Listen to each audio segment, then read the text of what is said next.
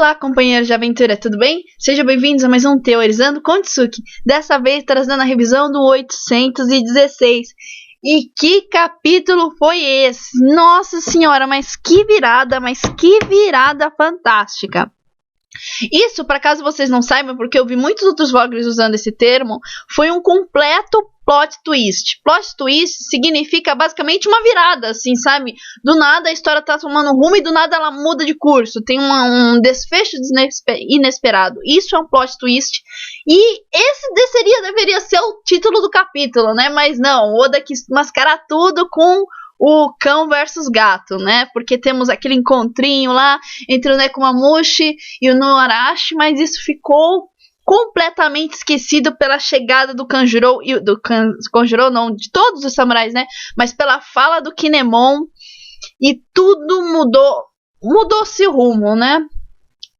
As minhas considerações sobre esse capítulo, na verdade, elas vão ser rápidas, até simples, porque não aconteceu realmente muita coisa. O grande tchan desse capítulo foi essa reviravolta. E vocês, pessoal, os inscritos que estão no grupo Teorizando com Tsuki, fizeram perguntas maravilhosas. Então o vídeo vai se focar mais nessas perguntas do que nos meus comentários. Basicamente, vocês precisam saber que fiquei tipo... Minha nossa, cara, que virada é essa? Eu tava de manhãzinha, eu tava lendo, assim, alguma coisa, e quando eu soube que saiu o capítulo, né, que saiu na quarta-feira, estranhamente, e aí eu fui dar uma olhada e... Caramba! Uau! Foi... Não tem palavras para descrever, mas vamos começar do começo, né? A capa, é muito engraçada a capa, né? Que é tipo, meu Deus, você foi e fez o quê? Porque o pessoal de Water 7, né, que está na capa dessa vez, da Homem de 500 milhões, não sabe que aquele não é o Frank. Na verdade, aquele é o Frank Shogun. Então, provavelmente, eles acham que o Frank ficou ainda mais mecânico, ainda mais parecendo um robô. E é bem engraçado essa cena aí. Tá pulando até bem rápido, né? Não tá mostrando, assim, digamos, as ilhas meio termo, né? Não mostrou ninguém de Skype. Eu fiquei um pouquinho chateada com isso. Mas fazer o quê? Aí tem uma coisa engraçada nesse capítulo, que o Momonosuke veio simplesmente do nada. Ele tava ali de boa, passeando pela floresta, né? Ele é alvo do Doflamingo, ele é alvo do Kaido, ele é alvo de sei lá quem, que estão atrás dele, e ele tava ali de boa, né? Andando como se nada. Ok. E a cena do Cat and Dog, né? Que eles não podiam se encontrar o verdadeiro risco. A gente já tava imaginando, puta, vai ferrar tudo, meu. Os dois se viram, caramba, e os samurais, nossa, aí vai lá o Kinemon e entra no meio e o Sop entra em pânico. Meu Deus! Você acabou de... O que tava estragado foi lá o Kinemon e estragou mais, assim. Já tava todo mundo fechando o olho, esperando rolar sangue depois de tudo que os Minks passaram. E eis que vemos a verdadeira lealdade animal. Pois é, a família que o Kinemon representa e os Minks são uma família por completo há mais tempo do que o pessoal de Zou consegue se lembrar. E não apenas um, não dois, mas todo o país aceitou ser massacrado, ser torturado para proteger um único samurai, e ele é o Raizou, e isso é absolutamente incrível, passa todos os limites possíveis da lealdade. Acho que sim, das poucas pessoas que você imaginaria que fariam isso seriam tipo os Diz, assim, que são o extremo do extremo em One Piece, sabe? A gente podia imaginar, mesmo numa tripulação como o do Barba Branca, que se veem como família, você consegue imaginar que os mais fracos poderiam chegar a trair, né? Do mesmo jeito que o Tite traiu todos eles. Então, é uma coisa assim, que você até termina o capítulo com o Luffy com uma cara toda feliz, porque é isso, é o que ele pensa, o que ele representa o que ele pensa de seus companheiros, né? Até eu vi comentários por aí, acho que foi até no grupo, eu não vou lembrar quem de vocês falou, desculpa porque eu tava distraída, falou assim, isso com certeza confirma os Minks como aliados permanentes, né, certeza como aliados.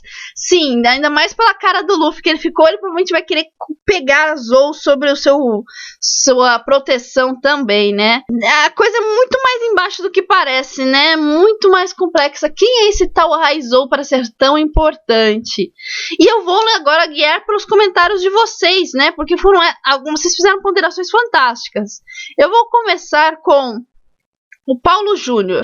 A pergunta que eu fico na cabeça é como que os Minks são amigos da família do Kinemon e o próprio Kinemon e Kanjuro não sabiam ou tinham medo deles, acreditando na lenda do LoL. Mais ou menos, né? Eles ficaram na dúvida sobre essa lenda, tipo, meio, mas será que é uma lenda muito antiga, tipo, antes, né, do pacto, entre aspas, com as duas famílias, né, com o pessoal de Zou e a família dos samurais, né? Será que é muito antiga ou será que é recente? Tipo, recente de agora, quando deve ter acontecido alguma coisa e por isso começou esses boatos. Eles estranham, não é como eles aceitam perfeitamente. Quando o LoL fala isso, meio que, se não me engano, o Kanjuro e o Kinemon ficaram, tipo, meio surpresos, né? Tipo, nossa! E não é, o Kinemon não é do tipo covarde pra ficar com medo. Então, pode ser por causa disso, ele deve ter ficado impressionado. Tipo, nossa, mas por que isso? Eu conheço eles. Parecia que ele conhecia a fama dos dois, por isso que ele pediu, não briguem, por favor. Ele deve ter conhecido a fama, mas eu acho que eles não se conhecem pessoalmente, assim, ficou essa impressão. Segue com Antônio Henrique. Por que será que o Raizou é tão importante ao ponto disso tudo aconteceu só por causa dele? Talvez ele seja o Shogun de Wano, né? No caso, o líder, o rei de Wano, e há muitos anos atrás, talvez até envolva o século perdido, os países têm a aliança um com o outro, assim, sabe? Digamos que o Wano é um país separado do governo mundial, né? Um país independente e tal, e como o Zou também é, algum momento pode ser que as histórias deles se cruzaram e um começou a proteger o outro. Tem toda aquela questão da lealdade animal, né? É uma questão diferente dos humanos, né? Que fazem maldade, fazem bondade visando os interesses. O animal não. O animal precisa de muito pouco para gostar de você, para ser fiel a você. E também tem uma coisa bem interessante que é colocado, que é esse negócio dos samurais, né? Mas eu vou falar isso um pouquinho melhor. Teve algum de vocês que comentou sobre isso e eu vou reforçar nesse comentário. Aí eu sigo com Anderson Oliveira. Também achou bastante forçado o Momonosuke aparecer ali do nada? Sim, eu fiquei tipo, oi? Tipo, eu tô ali andando na floresta, estavam me perseguindo até agora, tal. Eu tenho uma Akuma no Mi roubada que pode me fazer algo fácil, mas eu tô passeando na floresta procurando a chalé da vovozinha. Tudo bem, né? Ok. Segue com Anderson Almeida. Tudo leva a crer que Raizou está na árvore da baleia e que o Jack tinha certeza de ele estar em Zou, porque ele tem um Vivrecard do Raizou. E, como vimos, a única maneira de encontrar o Raizou, de encontrar Zou até agora, é através de um Vivrecard. E será que teremos um combate envolvendo os Mugiwaras, os Minks, contra Jack e o bando deles? Pois eu não acredito que o Jack tenha morrido tentando resgatar o do Flamingo. Cara, muito bem pensado. Você, como eu vou falar esse detalhe do Vivrecard, pode ser, né? Porque Zou é uma ilha que se move. Então, como é que o pessoal do Jack chegou até Zou? E como é que eles tinham tanta certeza, né? Porque a gente fica inconformado. Fala assim, meu, que insano esse Jack atacando todo mundo, não querendo saber, o pessoal falando assim, não, pelo amor de Deus, ele não tá aqui, ele não tá aqui, ele não tá aqui. E mesmo assim, ele atacando, a gente fica pensando assim, pô, esse Jack é maluco, maníaco, né? Ele não tá nem aí com as consequências, mas essa é uma boa razão, não é? E o fato de eles saberem, terem certezas por causa de um Vivrecard, seria bem interessante, bem pontuado isso. E eles só foram embora mesmo quando souberam que o que tinha acontecido com o Flamengo, embora uma parte ainda ficou até em Zou, que dizia que eles ainda tinham certeza, apesar de tudo que tinha acontecido, os Minks estavam escondendo algo. O Julian Vieira manda uma teoria enorme que eu vou ler por último, Julian. Eu vou pular então para o Kemuel Godoy, parceiro da Ohara, membro da nossa tripulação. O que achou da referência samurai que o Inuarashi soltou ao negar que não conhecia ninguém com o nome Raizou? Detalhe, a referência ao seppuku. O que seria isso? O Khan foi inocente ou o pessoal do Jack não conhece nada sobre samurais? Abraços. Realmente, quando o Inuarashi ele tá sendo ameaçado, ele fala assim, não, se eu soubesse onde está esse Raizou, eu cortaria até meu estômago, né? Por mentir pra vocês. E isso é um ritual samurai que é o seppuku, né? Quando um samurai passa por uma grande vergonha, né?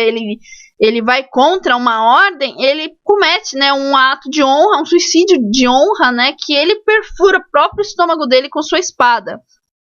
Aí eu vou aproveitar para entrar nessa questão que eu falei dos samurais e tudo mais.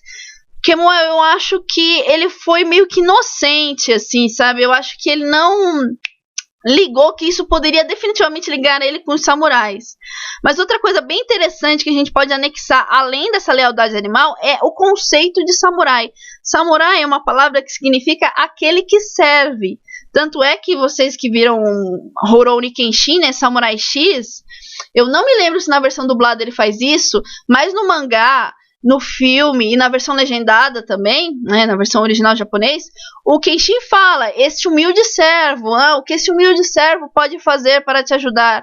Porque é isso, o samurai é aquele que serve. Tem até aquela música do Djavan que usa o significado disso muito bem, que é cair aos pés do vencedor para ser seu serviçal, samurai. Exatamente isso, né? Até por isso que Rurouni Kenshin tem uma conotação negativa, porque ele é um andarilho, ou seja, ele é um servo que não tem senhor. O título é meio pejorativo para o Kenshin, como já se viu, um samurai que não tem senhor. Então foi meio que isso. Talvez as duas culturas sejam tão enraizadas que, além de ter toda a lealdade animal, tem esse conceito do mestre e do seu senhor, né? Que eles não... É uma desonra tremenda aí contra o seu senhor, né? Outra história que vê isso também é Shaman King, o Amidamaru, a história dele. Ele vai contra o seu senhor e ele acaba morrendo na desonra, né? Se algum de vocês fazer a referência. A mão da referência chega até a tremer nesse capítulo. Então, sim, eu acho que ele foi inocente, e isso é uma coisa que está enraizada neles, não só a questão da lealdade, como desses costumes, por causa dessa aliança com os samurais que há mais tempo do que eles conseguem se lembrar. Segue com Roger Aquino. Um rei, no caso 2, pode colocar o bem-estar de outra pessoa que não é do seu reino acima do bem-estar dos seus súditos? A minha resposta sincera de internacionalista? Não. Não, acho que não. Eu acho isso, sim. A história tem que ser muito, muito, muito boa, a lealdade desses minks. Mas mesmo assim, pelo ponto de vista do Estado, dos interesses do Estado e da nação que o constitui, isso é impensável, é um absurdo. Você sacrificar o próprio governante, sacrificar o povo por causa de alguém de outra nação, de outro país, é impensável. Isso não existe. Tipo, não existe, não tem fundamento nenhum. Porque o maior dever do Estado, teoricamente, seria proteger o seu povo. E se ele não fizer, pelo menos o seu governante o fazer. E não só ele prejudicou o bem-estar do seu povo, como o povo foi feliz com isso e topou. Isso não existe em relações internacionais, isso é um absurdo.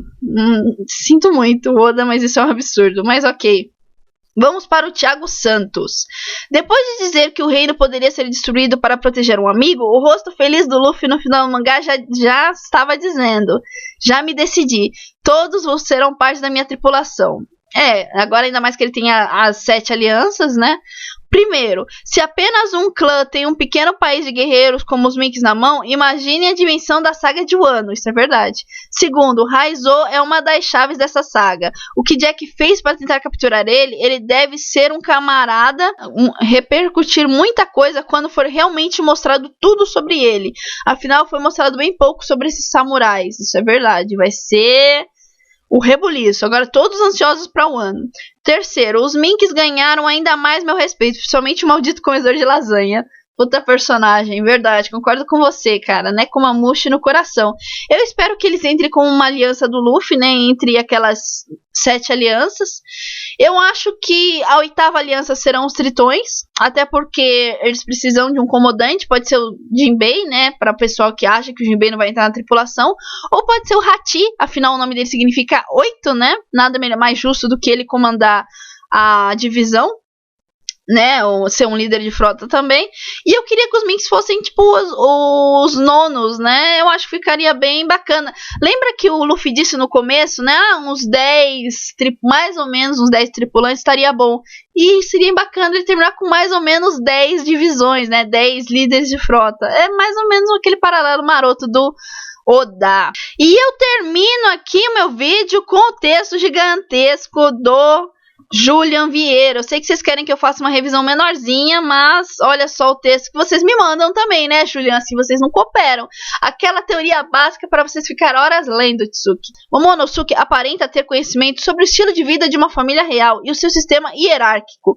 Por isso, parece ter uma linhagem nobre, mas o negócio deve ir além. Na realidade, Momo é o filho do Shogun de Wano. Kinemon, Kanjuro e Hazou integram uma guarda real com a missão de proteger o herdeiro Shogun fora do país, que tem uma das políticas de portas fechadas mais rigorosas de todo One Piece, segundo Brook. Eu já vi essa teoria em alguns outros lugares e tudo mais, só que o que quebra um pouquinho essa teoria foi que o Momonosuke, claro que ele não foi visto na sua forma humana, ele não pareceu tão importante em Zou, né? Quem mais pareceu importante foi Raizou. Será que ao descobrirem quem Momonosuke é, tudo vai se mudar? A importância vai pular para o Momonosuke, que estava lá passeando atrás da vovozinha na floresta? A presença de Kaido e de seu exército em Wano após a morte de Barba Branca levou Momonosuke a fugir acompanhado dos três, chegando a se passar por filho de Kinemon para não levantar suspeitas fora do país. O Wano é claramente baseado no Japão feudal. Durante o shogunato, um general era o responsável pelo governo do país, basicamente o shogun.